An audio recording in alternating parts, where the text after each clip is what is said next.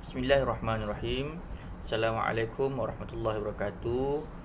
Pada murid tahun 65, hari ini kita akan belajar Pendidikan Islam tahun 6. Jadi pada hari ini kita akan masuk tajuk baru. Sebelum kita belajar tajuk itu, saya nak ajak semua murid untuk kita tengok, kena pasti dulu gambar-gambar yang akan saya tunjukkan ni lah.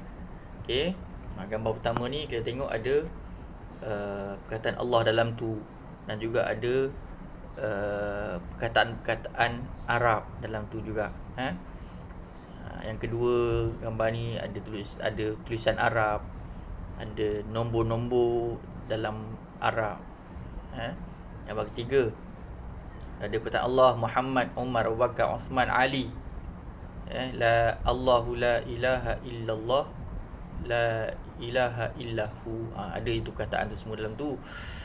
Yang ni ada perkataan-perkataan yang dibuat menyerupai gambar harimau tu. Dan juga kat atas tu dia ada selawat, Allahumma salli ala Muhammad wa ali Muhammad.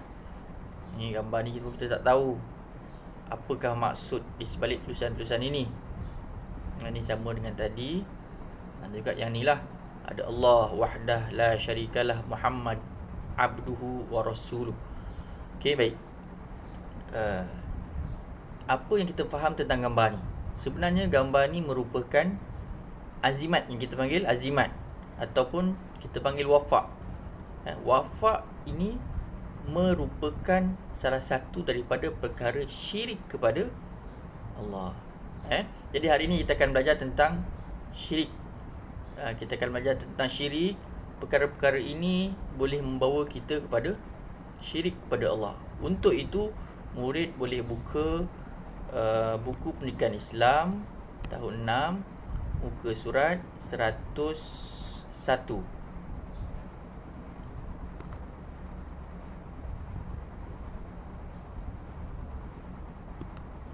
Ya.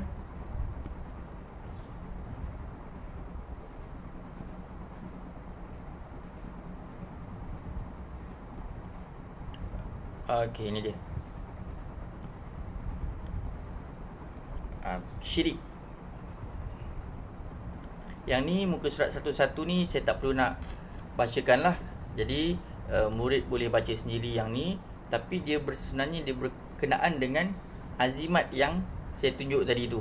Memakai azimat antara salah satu daripada yang biasa masyarakat kita buat. Bayi menangis tak berhenti, jadi diletakkan azimat dalam bentuk tangkal, macam gelang di tangan atau di kaki diletakkan, dan bayi tersebut berhenti menangis. Itu merupakan salah satu daripada perkara syirik yang berlaku dalam masyarakat kita sekarang ni. Jadi kalau tengok ada adik kita yang masih bayi diletakkan tu, pesan dekat mak ayah, tolong buka. Kenapa?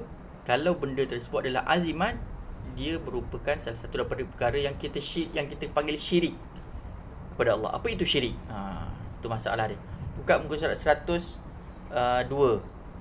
Ada diterangkan kat situ apa itu syirik. Syirik ialah perbuatan menyekutukan Allah dengan sesuatu yang lain. Syirik boleh berlaku sama ada dengan perkataan yang kita tuturkan, perbuatan, apa yang kita buat, apa yang kita lakukan, dan juga iktikad yang berlaku dekat hati kita. Semua perbuatan, perkataan ataupun iktikad kita yang menunjukkan kita itu menyekutukan Allah dengan sesuatu, menduakan Allah dengan sesuatu, itu merujuk kepada perbuatan syirik. Apa hukum syirik? Hukum mensyirikkan Allah ialah haram, dosa besar. Mensyirikkan Allah salah satu dosa besar. Dosa yang paling atas sekali adalah mensyirikkan Allah. Perbuatan ini dikategorikan sebagai dosa yang paling besar serta dijanjikan dengan azab yang pedih. Syirik terbahagi kepada dua. Satu, syirik jali, dan yang kedua, syirik khafi. Yang ni kita akan terang nanti sekejap lagi lah. Syirik jali itu apa, syirik khafi itu apa. Baik, itu maksud syirik. Yang kedua, kita masuk dalil nakli. Dalil itu apa? Dalil terbagi kepada dua. Satu dalil nakli, satu dalil akli. Dalil nakli adalah dalil yang wujud dalam Al-Quran dan juga hadis Nabi. Itu sebagai sumber rujukan kita. Jadi dalam bab syirik ni yang ada dalam buku teks kita ditunjukkan kat situ dalil yang ada dalam Al-Quran, surah Al-Baqarah ayat 22, fala taj'alu lillahi andada wa antum ta'lamun. Maksudnya, maka janganlah kamu mengadakan bagi Allah sebarang sekutu padahal kamu semua mengetahuinya bahawa Allah ialah Tuhan yang Maha Esa. Satu-satunya Tuhan yang ada adalah Allah. Tidak ada dua, tidak ada tiga. Apabila kita mohon pertolongan lain selain daripada Allah, itu menunjukkan kita telah mempersekutukan Allah dengan sesuatu. Itu kita kena faham dulu. Apa itu syirik? Dah faham, barulah kita tahu perbuatan itu merupakan perbuatan syirik ataupun tidak. Apakah perbuatan syirik lain yang berlaku dalam masyarakat kita? Kita ada hari itu kita ada bincang, saya rasa, berkenaan dengan apabila kita nak pergi musafir. Nak pergi musafir, tak tahan nak buang air. Mak ayah berhenti tepi jalan dan diajarkan kepada kita, saya tak tahu berlaku sekarang ataupun tidak, tapi sebelum ni ada. Diajarkan kepada kita untuk kita baca mohon atuk nenek cucu tumpang kencing. Tu salah satu daripada perkara syirik sebenarnya yang kita buat. Kenapa? Islam telah menggariskan adab-adab kita membuang air. Salah satu daripadanya adalah dengan membaca doa. Kan? Tapi kita tak baca doa tu, sebaliknya kita mohon dengan sesuatu yang kita pun tak tahu. Kita mohon dengan siapa? Mohon datuk, nenek, cucu tumpang kencing. Dan juga perkara-perkara lain lagi lah yang menunjukkan kita memohon dengan sesuatu yang lain selain daripada Allah. Itu menunjukkan kita telah melakukan perkara syirik dan juga perkara lain lagi lah. Okay. Seterusnya, yang kita kata tadi, syirik terbagi kepada dua. Satu syirik jali, satu syirik khafi. Untuk hari ini kita belajar syirik jali dulu. Syirik jali itu apa? Syirik jali ialah mempercayai atau mengakui bahawa adanya Tuhan lain selain Allah atau menyembah selain Allah yang Esa. Okay? Syirik tu jelas. Kita memohon pertolongan lain selain daripada Allah ataupun menyembah lain selain daripada Allah. Tak kira lah apa dia pun, pokok ke, berhala ke dan sebagainya. Dan juga memohon pertolongan lain selain daripada Allah. Yang kita kata tadi, buang air, mohon pertolongan kepada sesuatu yang lain selain daripada Allah agar kita tidak kena gangguan dan diselamatkan dan sebagainya. Itu merupakan perkara syirik. Baik. Contoh keadaan yang membawa seseorang kepada syirik jali. Pertama, menyembah berhala. Ini dah confirm dah. Kita pun dah tahu, dah kenal pasti dah. Kita pun dah sedia maklum dah bahawa menyembah berhala itu merupakan satu perkara yang syirik. Menyembah matahari, menyembah bulan atau lain-lainnya, meminta doa dan pertolongan selain Allah. Yang ini doa pertolongan selain daripada Allah. Mohon kita yang kita kata tadi, nak kencing, kita mohon kepada datuk nenek tah mana tah tu untuk selamatkan kita ketika kita buang air kecil. Itu memohon pertolongan. Ataupun yang kita kata wafat tadi, yang kita tunjuk azimat tadi, memohon pertolongan agar perniagaan kita dimajukan. Dengan cara kita meletakkan wafat itu, seolah-olah kita mohon pertolongan lain daripada Allah untuk maju perniagaan kita. Bahkan sedangkan Islam dah ajar macam mana cara untuk kita mohon pertolongan dengan Allah untuk rezeki kita berkat ataupun rezeki kita tu dimurahkan rezeki. Kan? Dengan cara apa? Solat duhanya, bacaan surah Waqiahnya, dan juga doa selepas sembahyangnya. Ada doa khas lagi. Islam dah ajar dah semua benda tu, tapi kita mempercayai benda lain selain daripada Allah. Memanglah kadang-kadang kita tengok, disebabkan aku letak benda ni, perniagaan aku maju. Itu salah satu daripada tipu daya syaitan untuk menyesatkan manusia. Disebabkan aku letak azimat ini dekat tangkal ni, dekat bayi aku berhenti menangis.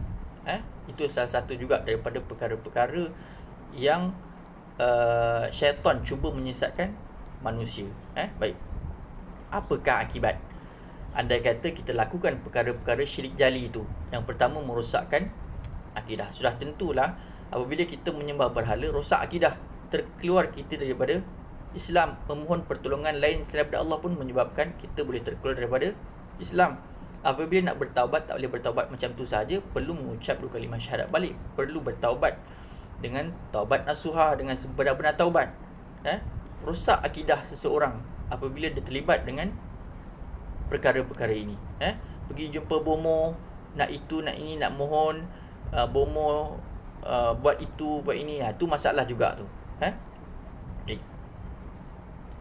Yang kedua, hilang pergantungan dengan Allah. Padahal kita disuruh untuk bergantung harap sepenuhnya dengan Allah. Di samping usaha kita lah nak berniaga, nak perniagaan kita maju, mohon dengan Allah. Di samping usaha-usaha kita untuk kita maju tu, nak otak yang cerdas, pandai dalam belajar, mohon dengan Allah.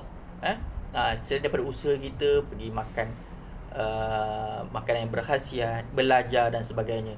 Bukan maksudnya okey, nak pandai, makanlah kismis ni. Kismis ini akan menyebabkan kita pandai. Tu silap. Salah satu daripada kefahaman kita yang silap tentang sesuatu perkara. Baik. Yang ketiga, berdosa besar dan dimurkai oleh Allah. Yang saya dah sebut dah.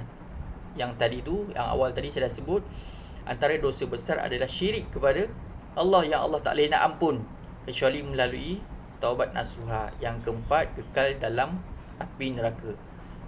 Macam mana kita kekal dalam api neraka? Dah confirm dah bila kita contohnya kita sembah berhala, bermakna kita telah mensyirikkan Allah. Bila syirik kepada Allah, terkeluar kita daripada Islam. Bila terkeluar kita daripada Islam, kekallah kita dalam api neraka. Na'udzubillah min zalik. Baik. Jadi murid-murid boleh cek lagi perkara-perkara lain yang menyebabkan kita itu boleh masuk dalam golongan orang yang mensyirikkan kepada Allah. Tapi untuk yang awal ni, kita kena faham dulu syirik jali itu apa. Syirik jali itu apa? Memang dah terang-terang dah. Syirik menyebabkan kita tu syirik kepada Allah. Baik. Untuk hari ni saya rasa sekadar itu dulu. Tapi yang penting, murid boleh cek balik, baca balik, fahamkan semula apakah maksud syirik. Yang pertama. Yang kedua, dalil nakli yang ada dalam Al-Quran tentang syirik. Yang ketiga, apa itu syirik jali dan juga contoh syirik jali. Ada apa-apa bolehlah tanya saya. Kokotlah ada permasalahan ataupun ada kemusykilan, adakah perkara itu termasuk dalam syirik atau tak, bolehlah rujuk kepada saya ataupun mana-mana orang lain yang boleh dirujuk. Okey, sekian dulu. Wabillahi taufiq wal hidayah. Assalamualaikum warahmatullahi wabarakatuh.